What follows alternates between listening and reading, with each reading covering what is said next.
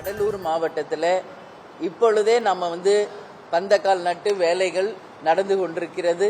அடுத்த கட்டமாக கடலூர் மாவட்டம் முழுவதும் நாம் செய்ய இருக்கின்ற பணிகளை பற்றி எங்களுடைய நிர்வாகிகள் அத்தனை பேரோடையும் நாங்கள் கலந்துரையாட இருக்கிறோம் என்பதை இந்த நேரத்தில் தெரிவிச்சுக்கிறேன். எனி கொஸ்டின்ஸ் கேட்கணும் அப்படின்னா நீங்க கேளுங்க, அதுக்கு நான் பதில் சொல்றேன். ஏன்னா 2 days முன்னாடி தான் உங்களுக்கு நான் பிரஸ் மீட் கொடுத்துருக்கேன். அதனால கேள்விகள் இருந்தால் நீங்கள் கேட்கலாம். இது எங்க கட்சிக்குள்ள நடக்கின்ற ஒரு ஆலோசனை கூட்டம் அப்படிங்கறத மட்டும் இன்னைக்கு நான் தெரிவிச்சுக்கிறேன். என்னமா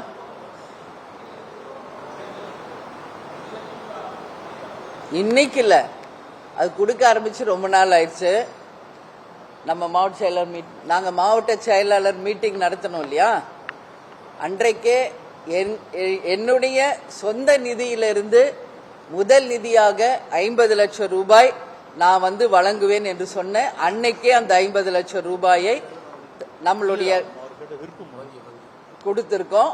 அதற்கு பிறகு அத்தனை பேரும் இப்ப கொடுத்துக்கிட்டு இருக்காங்க. நீங்க கேக்குறது விருப்ப மனுவா? விருப்ப மனு எப்ப வாங்க போறோம்னு கேக்குறீங்களா? விருப்ப மனு இப்ப எங்களுடைய குரு பூஜை, அதுக்கப்புறம் மாநாடு முடிச்சு பொங்கல் முடித்தவுடன் எங்களுடைய 4ஆம் கட்ட சுற்றுப்பயணம் இருக்கிறது. அதற்கு முன்னாடி நாம யாரோட கூட்டணி அமைக்க போகிறோம், எத்தனை தொகுதி, யார் வேட்பாளர், எந்த தொகுதி என்பதை எல்லாம் நாங்கள் இறுதி செய்ய இருக்கிறோம். அந்த குறிப்பிட்ட நேரத்தில் அந்த விருப்ப மனு தலைமை கழகம் வாங்கும் அப்படிங்கறதையும் இந்த நேரத்தில் நாங்க தெரிவிச்சுக்கிறோம். ஆல்மோஸ்ட் பொங்கலுக்கு பிறகு அந்த விருப்ப மனுவை நாங்க வாங்க இருக்கிறோம்.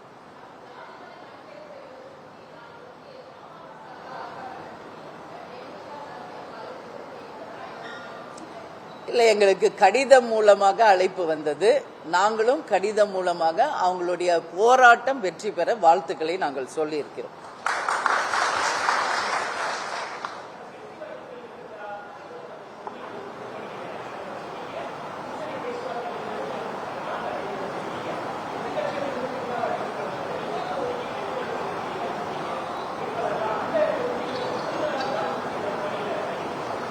முந்தானேத்து நீங்க வரலீங்களா? தலைமை கழகத்துக்கு வந்திருந்தீங்களா? ஏன்னா இதே கேள்விதான் முந்தானேத்தும் கேட்டாங்க. உங்களுடைய இலக்கு என்ன, ஒற்றை இலக்கா, இரட்டை இலக்கா, 3 இலக்கான்னு நான் தெளிவாக பதில் சொல்லியிருக்கேன். 234 தொகுதிகளும் எங்க இலக்கு அப்படிங்கறத நான் சொல்லியிருக்கேன். அதனால ஒரு கட்சி என்பது 234 தொகுதிகளையுமே தான் இலக்காக கொள்வாங்க. அதுதான் ஒரு கட்சி.